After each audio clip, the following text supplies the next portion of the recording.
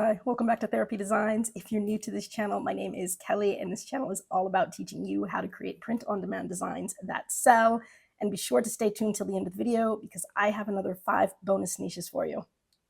All right, so in today's video, I wanted to kind of talk about this specific niche, show you guys how you can do this. So these are the funny cat selfies. So I have seen a lot of funny cat selfies popping up in the top selling shirts lately. Obviously, these are AI made for the most part.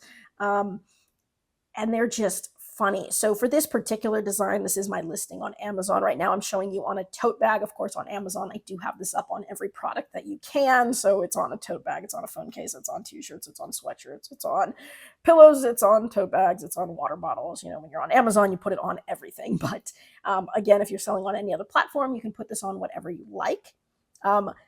This one I wanted to show you guys. I used a quadrant and I did, pretty much 4 different designs that I put together on one product. Now, each one of these designs could have been a standalone by itself, but by putting them together, it was just something a little bit more unique because I've seen a lot of these where it's just the one design. This is funny because it's like the cat selfie with all sorts of different monsters. So I've seen it with the dinosaur, I've seen it with the UFO, I've seen it with the monsters, I've seen it with the Bigfoot or whatever you can think of. So just the funny cat selfies, and you can be as creative as you want. Now these are super fast and easy to make too. So I'm going to show you using Canva. So I'm just going to go ahead, jump over to Canva.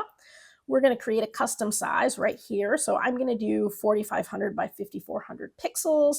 That is the standard size for t-shirts. It does ensure that when it prints at above a 300 DPI.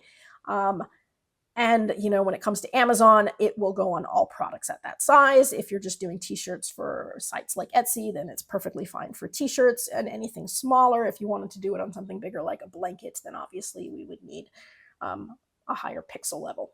But this is just fine for how it is. I'm going to go ahead and set my background to black because the black colors do, or the darker colors, I should say, do tend to sell the most. So black is my #1 selling color. And by a lot, by the way, it's not like a close thing. Black for me, and I think at least on Amazon, black is the #1 t-shirt selling or t-shirt color that sells by a lot more than all the other colors. So you might sell like 500 of a shirt and 495 are black and then like 5 are white, or something like that. It's a big jump. So I always try to optimize for the darker colors unless it's something that I'm specifically making for a specific color shirt, whether it's like for a holiday or whatnot.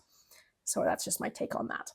So we're just going to use Canva's AI. So super easy. We can go up to elements. And then from here, just right down there, it says AI image generator. Now I've done this a lot, and this is a fun one to play with because the more you play with it, the better you get at it, the better ideas you have for prompts.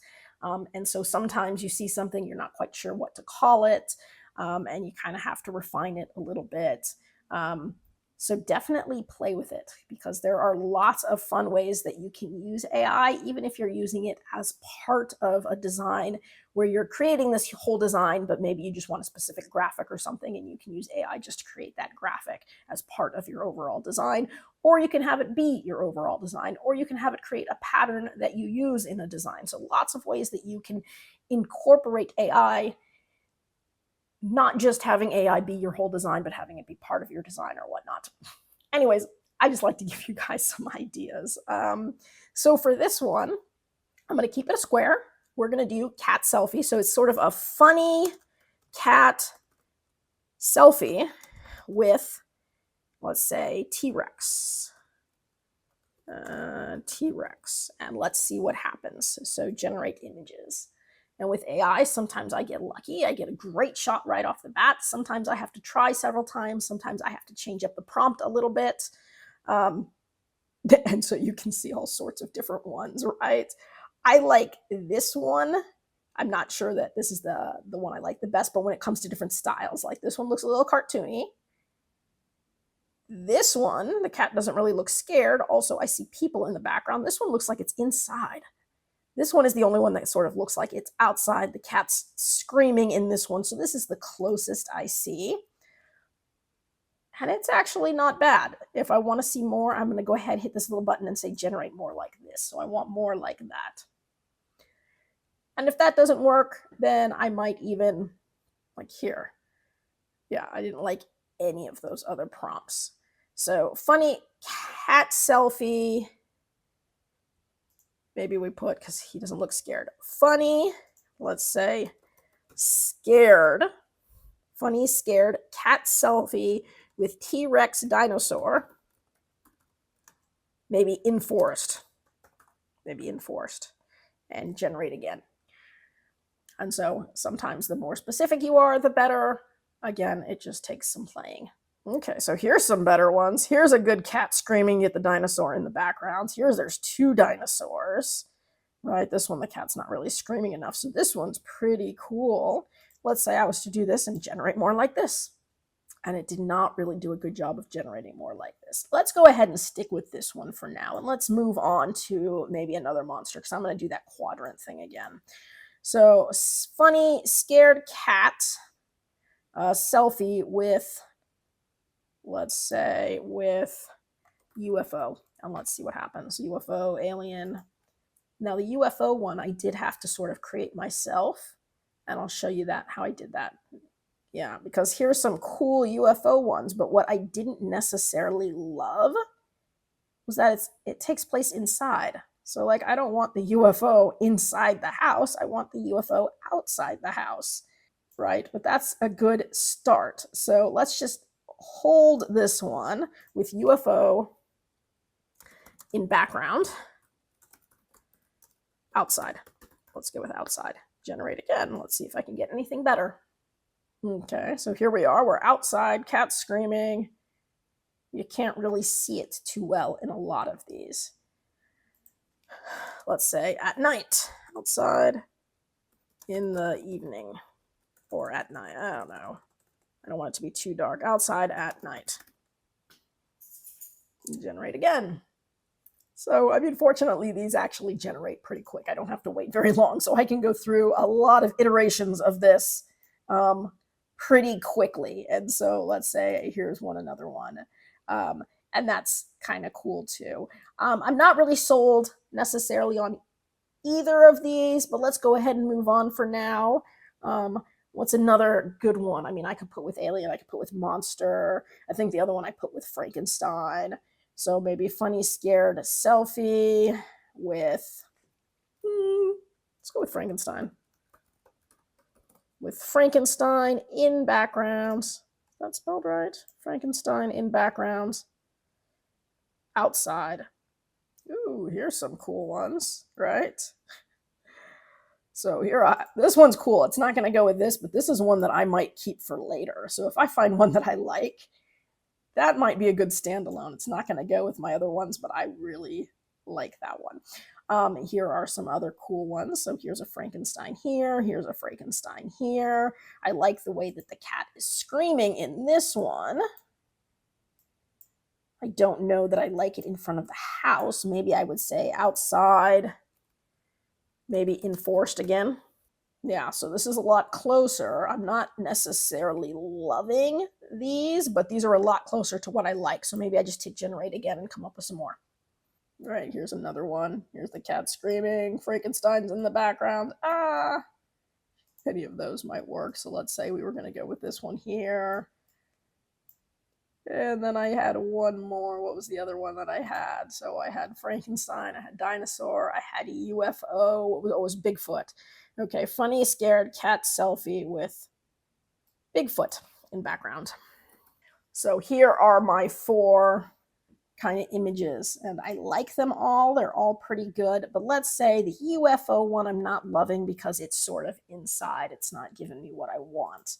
So here's what I kind of did different. I'm going to add a page. I'm going to go ahead and just hit Control D and copy this one. Okay. And let's go ahead. I want to keep the same size. So just to make sure I don't mess with the actual dimensions, I'm going to put a square here. I'm going to have a square line up. I'm going to stick that in the background. This is just so I know I can keep it square. And now what I'm going to do is I'm going to take this and let's do a background remover. So the cool thing about doing the background remover is now I have that screaming cat, which, let's face it, is the best part of the selfie. and I can put anything I want in the background. So if I want a UFO behind him, now it's really easy to create a UFO scene. So I can just go up to elements, and let's say I want starry night or night sky.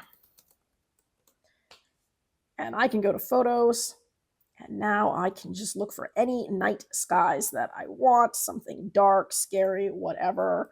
So I can do just like that, or I can do like this. This is going to have a little bit more of that blue tone to it. And the whole reason I put that rectangle there was so I could make sure I got the right size. And so like there's a cat screaming in front of a dark night sky.